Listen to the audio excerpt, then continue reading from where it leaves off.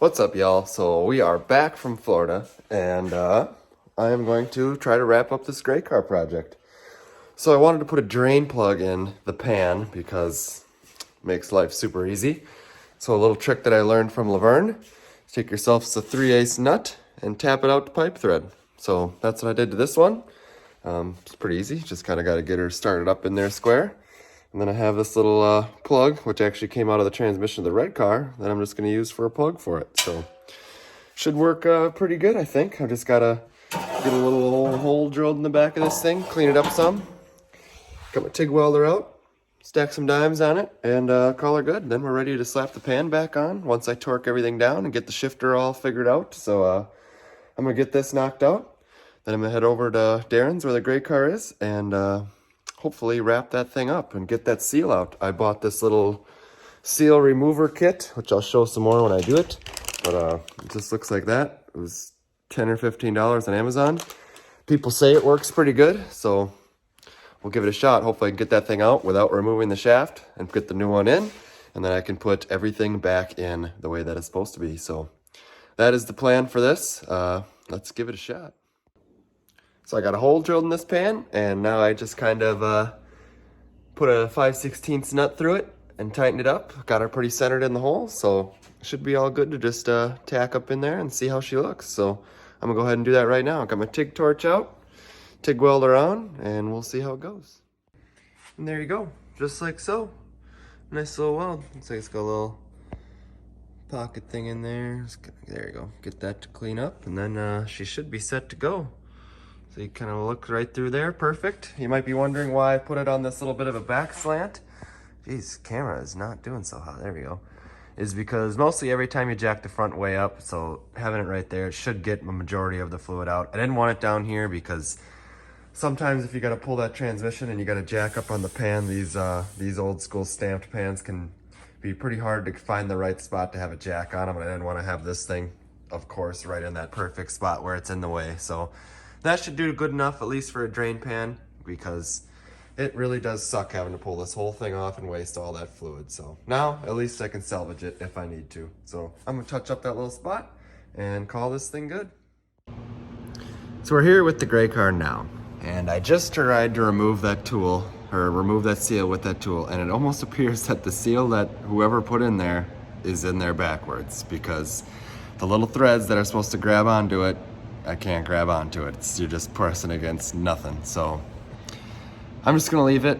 We'll see what happens, I guess. It looked like, I was looking at it and I was like, it seems like it's kind of full for the fluid to be coming out when it's just sitting there. So, and it looked like I didn't quite have the dipstick pushed all the way in. So with the dipstick pushed all the way in and the transmission full, it should be below the pan lip just a little bit, according to that. I don't know if that's actually right or not, but if that is the way that it is, then hopefully it don't leak. Otherwise, I'll take it home, and once I get everything running, and then I'll drop the pan and drop the transmission a little bit and redo this whole process over and take the shaft all the way out or whatever. We'll find out. I'm just gonna put it back together for now and see if I can get it to, see if everything works and see how it's all gonna go. And if I gotta bring it home and fix it, it should be a reasonably easy fix once I know exactly what's going on and I can do what I gotta do to drop that seal. So we'll see what happens. I'm gonna get to torquing and hopefully put this thing back together.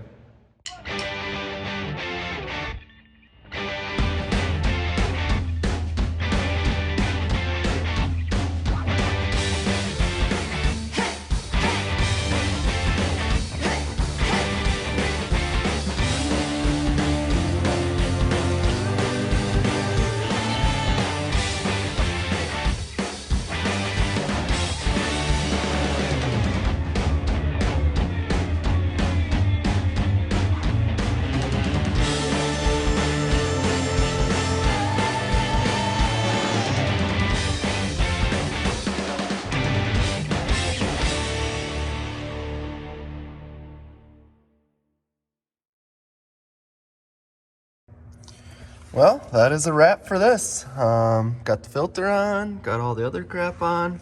Just got to do the shifter linkage up here. But only kind of pain in the ass thing, which I just didn't know, which maybe I can show you here. Let me put it into gear. Or it is in gear now. Let me put it into park so you can see. Wrong side. So you take this guy. I did not know that, I wish you could see it better. I should have filmed earlier. So there's a little pin going into the manual valve there. I did not know that that had to be in there. So right away I was like, well, why ain't that thing moving? But that does have to go in there just like so. So I got that, and all the shifter seems to be working fine. Everything else seemed to go together okay. So it's all torqued up. I'm going to slap the pan back on and hopefully life is all good. So that is a wrap for that. The pan is on. You can see got my little drain plug here. And the shifter link is all hooked up again. They say you can take this out, but I might wait till I get home to do it so I have the right shit to tee off this vacuum line, but I'll leave it in there for now and see what all happens, because it is threaded all the way in tight, so it should have very little effect on actual shifting.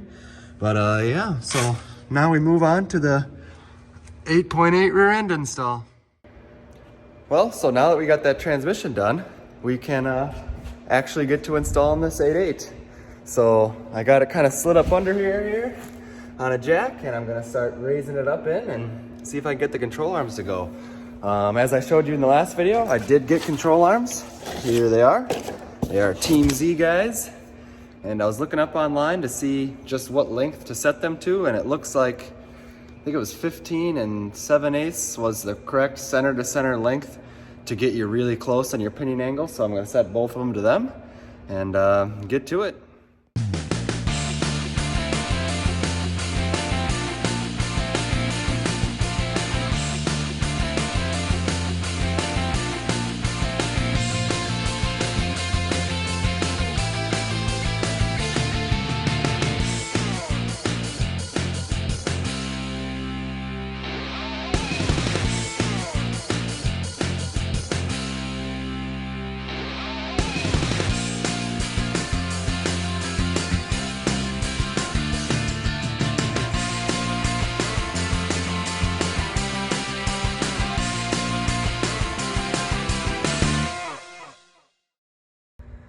Well, there you go, folks. The old 8.8 is up in there.